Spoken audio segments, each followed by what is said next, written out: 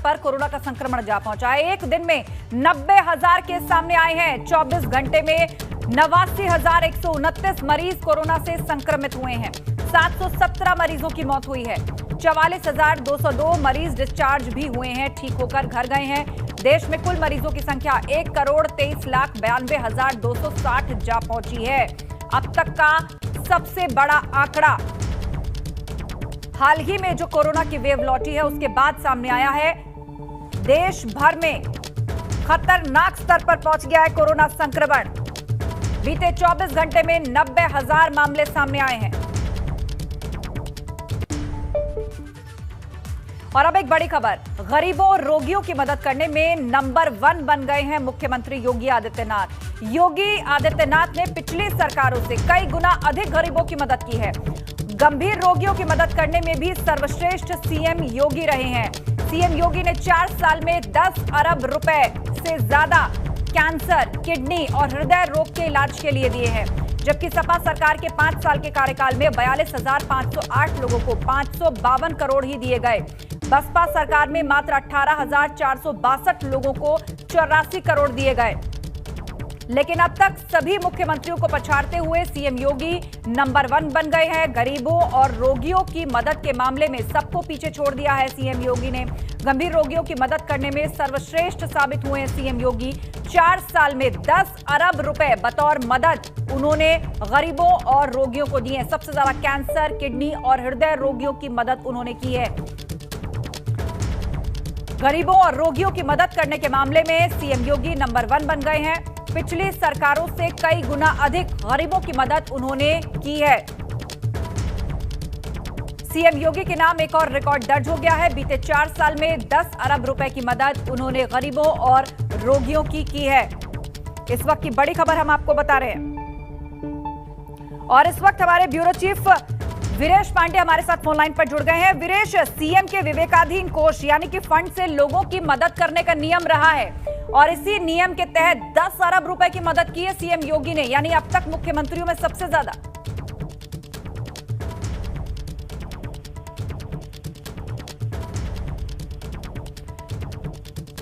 तो लगता है वीरेश पांडे से हमारा संपर्क नहीं हो पा रहा है। आगे भी उन्हें कनेक्ट करने की कोशिश करेंगे, लेकिन आपको बता दें कि सीएम योगी ने 4 साल में 10 अरब रुपए की मदद की है गरीबों की और रोगियों की। खासतौर पर सबसे ज्यादा जो कैंसर, किडनी और हार्ट के पेशेंट हैं, जो अपना इलाज अफोर्ड नहीं कर सकते, उनकी मदद सीएम योगी ने की है। एक बार फिर से बातचीत की कोशिश करते हैं। हमारे ब्यूरो चीफ वीरेश पांडे हमारे साथ फोन लाइन पर जुड़ गए हैं। वीरेश, मुख्यमंत्री के विवेकाधीन कोष यानी कि फंड से लोगों की मदद करने का जो नियम अभी तक रहा है, उसका सबसे ज्यादा फायदा सीएम योगी ने पहुंचाया है गरीबों और रोगियों को। अब तक के कई मुख्यमंत्रियों को उन्होंने पीछे छोड़ दिया है।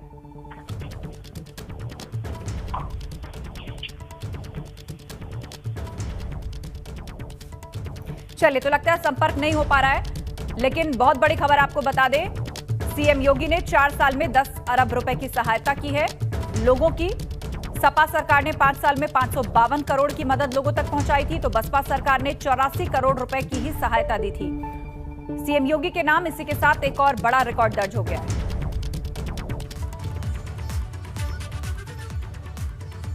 और अब खबरों में आगे बढ़ते हैं। लखनऊ से सटे सीतापुर में पुलिस टीम पर हमला हुआ है। छापेमारी करने पहुंचे सिपाहियों के साथ मारपीट की गई है। हरगांव इलाके में अवैध शराब को लेकर पहुंची थी पुलिस। शराब माफियाओं ने पुलिसकर्मियों की वर्दी तक फाड़ दी है।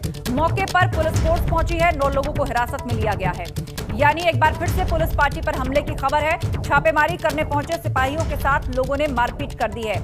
हरगांव इलाके की यह घटना, जहां अवैध शराब को लेकर छानबीन करने के लिए, छापा मारने के लिए पुलिस की टीम पहुंची थी, लेकिन शराब माफियाओं ने पुलिस कर्मियों पर ही हमला बोल दिया, वर्दी फाड़ डाली, उनके साथ मारपीट की।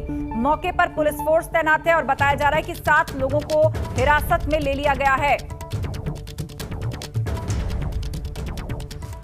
और अब बड़ी खबर लखनऊ से। सप्त क्रांति एक्सप्रेस 2 हिस्सों में बंट गई। कपलिंग टूटने के चलते ट्रेन 2 हिस्सों में बंट गई। आधी ट्रेन को लेकर 1 किलोमीटर तक ड्राइवर निकल गया। देर रात तक चलता रहा कपलिंग को जोड़ने का काम। आनंद विहार से मुजफ्फरपुर जा रही थी ट्रेन, लेकिन बीच रास्ते में ही कपलिंग थी वो टूटी और ट्रेन 2 हिस्सों में डिवाइड हो गई। ट्रेन का अगला हिस्सा इंजन के साथ 1 किलोमीटर आगे तक चला गया, जबकि जो दूसरा हिस्सा था वो पीछे रह गया। रात करीब 9:42 के आसपास ट्रेन के 2 डब्बे को जोड़ने के लिए इस्तेमाल की जाने वाली कैसे खुल गया भाई? काकोरी पार होते ही खुल गई और देर रात तक किस तरह कपलिंग को जोड़े जाने का काम चलता रहा वो हम तस्वीरों में आपको दिखा रहे हैं। आनंद विहार से मुजफ्फरपुर जा रही थी ये ट्रेन, लेकिन काकोरी के पास 2 हिस्सों में बंट गई।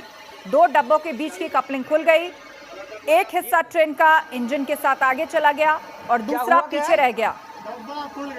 लखनऊ सप्त क्रांति एक्सप्रेस 2 हिस्सों में किस तरह बंट गई कपलिंग खुलने से, और रात भर इसको जोड़ने का काम किस तरह चल रहा था ये आपको तस्वीरें हम दिखा रहे हैं। क्या हुआ, क्या है? डब्बा खुल गया है। कैसे खुल गया भाई?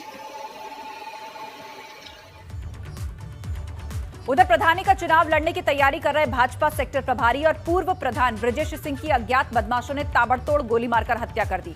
वारदात को उस समय अंजाम दिया गया जब वो गांव के बाहर स्थित कार्यालय से अपने फार्म हाउस पहुंचे। तभी घात लगाए बैठे बदमाशों ने उन्हें सर, सीने और पेट में 3 गोलियां मार दी। घटनास्थल पर ही उनकी मौत हो गई। घटना को अंजाम देने के बाद बाइक सवार बदमाश फरार हो गए। बताया जा रहा है कि वारदात को बाइक सवार 3 बदमाशों ने अंजाम दिया था। हत्या की खबर के बाद शहर और बॉर्डर के इलाकों में नाकाबंदी कर दी गई है। देर रात तक तलाशी ली जा रही है, लेकिन पुलिस को फिलहाल कोई कामयाबी नहीं मिली है। मौके वारदात का निरीक्षण किया गया, वहां से 2 खोखे भी पुलिस ने बरामद किए।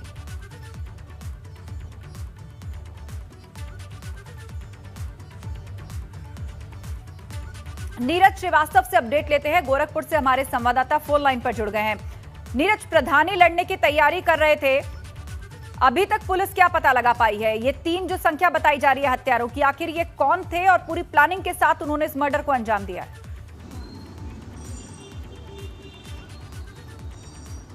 देखिए आस्था, आपको बता दें कि पुलिस ने इस मामले में अभी 3 लोगों को अरेस्ट किया है और 4 लोगों के खिलाफ नामजद FIR परिवार के लोगों ने कराई थी भोर में, और उसके बाद से ही पुलिस ने सारे जो बॉर्डर एरिया हैं शहर के और तरह जगह जगह पर जांच शुरू की और तलाशी अभियान चलाया।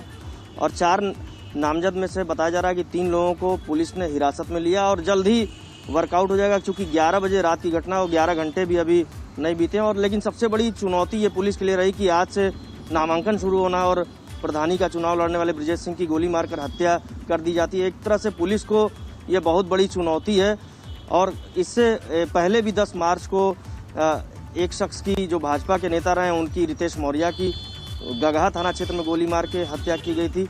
और कल गुलरिया थाना क्षेत्र के नारायणपुर गांव में ये वारदात अंजाम दी गई है और इसको प्रधानी चुनाव या जमीनी रंजिश से जोड़कर देखा जा रहा है। लेकिन आस्था, ये साफ समझा जा सकता है कि इसके 3 दिन पहले गगहा में ही एक दुकानदार और उनके कर्मचारी की गोली मारकर हत्या हुई थी। और 10 मार्च से अब तक जो लगातार 4 हत्याएं, उसमें 2 हत्याएं प्रधानी चुनाव को लड़ने की तैयारी कर रहे भाजपा नेताओं की हुई है।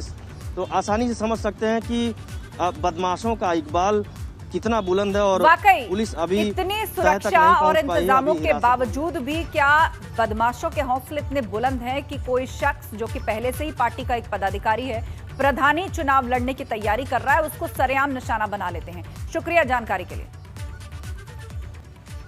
आगे बढ़ते हैं। पंचायत चुनाव को लेकर मुरादाबाद से बहुत बड़ी खबर मिल रही है। अवैध रूप से 300 रुपए में बेची जा रही है वोटर लिस्ट, इस तरह की खबर मिल रही है। एसडीएम बेलारी ने खबर के बाद छापेमारी करके इस बात का खुलासा किया। 300 रुपए में वोटर लिस्ट का सेट बेच रहा था एक दुकानदार। कुंदरकी थाना क्षेत्र में फोटो स्टेट की दुकान में ये खेल हो रहा था। बड़ा सवाल यह है कि बिना प्रकाशन के कहां से आ गई ये वोटर लिस्ट? 300 रुपए में कैसे बिक रही है ये वोटर लिस्ट? एक फोटोकॉपी की दुकान पर यह सब कुछ चल रहा था। अवैध रूप से 300 रुपए में बेची जा रही वोटर लिस्ट, एसडीएम बेलारी ने खबर के बाद छापेमारी कर इस बात का खुलासा किया। 300 रुपए में वोटर लिस्ट का सेट बेच रहा था एक दुकानदार। बड़ा सवाल ये कि बिना प्रकाशन के वोटर लिस्ट आखिर कहां से आई? मुरादाबाद से बड़ी खबर पंचायत चुनाव को लेकर, बहुत बड़ी खबर।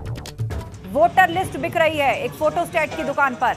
एक दुकानदार 300 रुपए में इसके सेट बेच रहा है। ये खबर जब लगी प्रशासन को तो एसडीएम खुद वहां पर पहुंचे, छापेमारी की और इस बात का खुलासा किया। ये वोटर लिस्ट अवैध है या फिर किसी की चाल है? किसकी शय और मिली भगत पर बेची जा रही थी आखिर ये वोटर लिस्ट?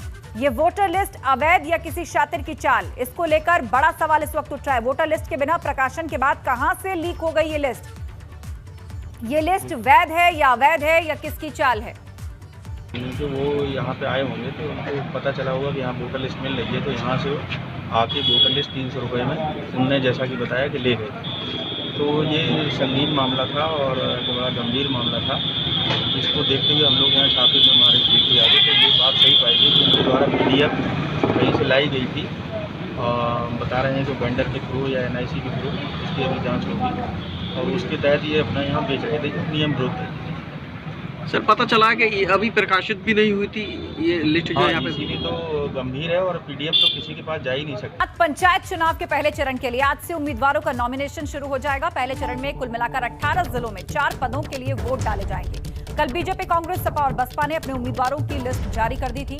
जिला पंचायत सदस्य, ग्राम प्रधान, क्षेत्र पंचायत सदस्य, ग्राम पंचायत सदस्य के लिए नॉमिनेशन शुरू हो जाएंगे। पंचायत चुनाव में पहले चरण के लिए नॉमिनेशन आज से शुरू हो रहे हैं। चारों पार्टियों ने बीजेपी, कांग्रेस, सपा, बसपा अपने उम्मीदवारों की लिस्ट जारी कर दी है। पहले चरण के लिए 4 पदों के लिए वोट डाले जाएंगे। जिला पंचायत सदस्य, ग्राम प्रधान, क्षेत्र पंचायत सदस्य और ग्राम पंचायत सदस्य। पहले चरण के लिए 15 अप्रैल को वोटिंग होनी है। नामांकन प्रक्रिया आज से शुरू हो रही है। स्क्रूटनी 5 अप्रैल तक चलेगी और नाम वापसी की जो तारीख है वो 7 अप्रैल की है। शक्ति सिंह के पास आपको ले चलते हैं। गाजियाबाद से हमारे सहयोगी हमारे साथ जुड़ रहे हैं। गाजियाबाद के लिहाज से बात की जाए तो यहाँ प्रशासनिक तैयारियां कैसी हैं और क्या यहाँ पर किसी बूथ को संवेदनशील या अति संवेदनशील कैटेगरी में रखा गया है? कितने पोलिंग बूथ्स बनाए गए हैं? सुरक्षा के लिहाज से, इंतजामों के लिहाज से क्या तैयारी पहले चरण के लिए? शक्ति,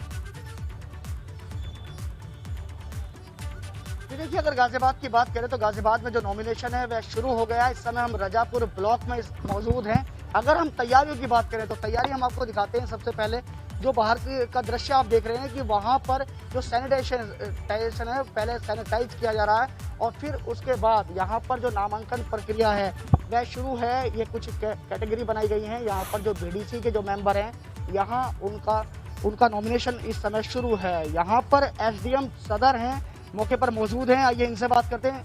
सर ये बताइए कि किस तरह की तैयारियां हैं नॉमिनेशन को लेकर? देखिए जो चुनाव के जो प्रोटोकॉल है उसको पूरा किया जा रहा है इलेक्शन के लिए, कोविड को भी ध्यान में रखते हुए और लोगों को जांच करके जो है अंदर जमा करने के लिए जो है भेजा जा रहा है। साथ ही साथ काउंटर को अलग अलग बनाया गया है, किसी को कोई असुविधा ना हो उसका पूरा ख्याल रखा गया है। अगर बूथ की बात करें तो संवेदनशील और अति संवेदनशील की कितनी गिनती है इस समय? देखिए हमारे यहाँ टोटल बूथ जो है 242 बूथ हैं और उसमें से इस समय संवेदनशील बूथ लगभग जो है कितने डाटा है क्लियर? देखिए अगर बात करें यहाँ पर व्यवस्था की तो व्यवस्था पूरी है। इधर BDC मेंबर हैं, दूसरी तरफ अगर देखें तो यहाँ पर प्रधानी के चुनाव है। वहीं CO हमारे साथ हैं अमरीश कुमार जी। अमरीश जी ये बताइए कि सुरक्षा व्यवस्था को लेकर क्या इंतजाम किए गए हैं? जो भी हम लोग को गाइडलाइंस मिली हैं कि जो भी यहाँ पे जो ड्यूटियाँ लगी हैं ये जो है पीसफुली और नियमानुसार सारी कार्रवाई हो। बाकी रोड पे बाहर ड्यूटियाँ लगाई गई हैं जिससे ट्रैफिक जो है वो स्मूथली चलता रहे, किसी तरह की लॉ एंड ऑर्डर सिचुएशन ना हो। और जहाँ जहाँ भी नामांकन हो रहा है बाहर हर जगह आप देख रहे हैं फोर्स लगी हुई है ताकि सारी चीज़ें पीसफुली कंडक्ट हो जाएँ। सर अभी तक कितने यहाँ पर नॉमिनेशन हो गए होंगे? जी हाँ बिल्कुल। तो पुलिस जो है वो डिप्लॉयमेंट शुरू हो गया है, सबकी ड्यूटीज लगनी शुरू हो गई हैं। नॉमिनेशन फाइल करने की जो प्रक्रिया है वो आज से शुरू हो रही है। बहुत बहुत शुक्रिया शक्ति, आप नजर बनाए रखिए।